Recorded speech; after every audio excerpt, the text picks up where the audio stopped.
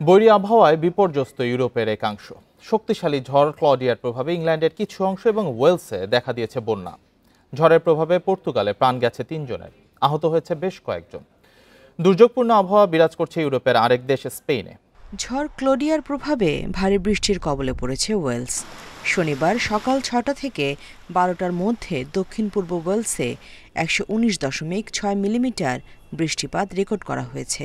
একই সময়ে অরচেস্টারশায়ারের সাকলিতে রেকর্ড করা হয়েছে ৮০.৬ মিলিমিটার বৃষ্টিপাত। ভারী বৃষ্টির কারণে ওয়েলসের দক্ষিণ পূর্বাঞ্চলীয় শহর মনমাউথ ও এর আশেপাশের এলাকায় ব্যাপক বন্যা দেখা দেয়। এতে বাড়িঘর, ব্যবসা প্রতিষ্ঠান, পরিবহন ও জ্বালানি অবকাঠামো ক্ষতিগ্রস্ত হয়েছে বলে জানিয়েছে কর্তৃপক্ষ। জারি করা হয়েছে বন্যা সতর্কতা। বৈরী আবহাওয়ার কারণে রেল যোগাযোগ ব্যাহত হতে পারে বলেও সতর্ক করা হয়েছে।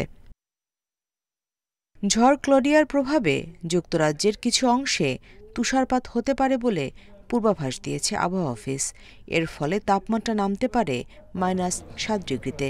সোমবার থেকে মিডল্যান্ডস এবং উত্তর ইংল্যান্ডের কিছু অংশে ঠান্ডা আবহাওয়ার সতর্কতা জারি করেছে যুক্তরাজ্যের স্বাস্থ্য সুরক্ষা সংস্থা। সেই সাথে ইংল্যান্ডের কিছু অংশে জারি করা হয়েছে শতাধিক বন্যা সতর্কতা। ঝড়ের প্রভাবে পর্তুগালে প্রাণহানির তথ্য মিলেছে, আহত হয়েছেন বেশ কয়েকজন।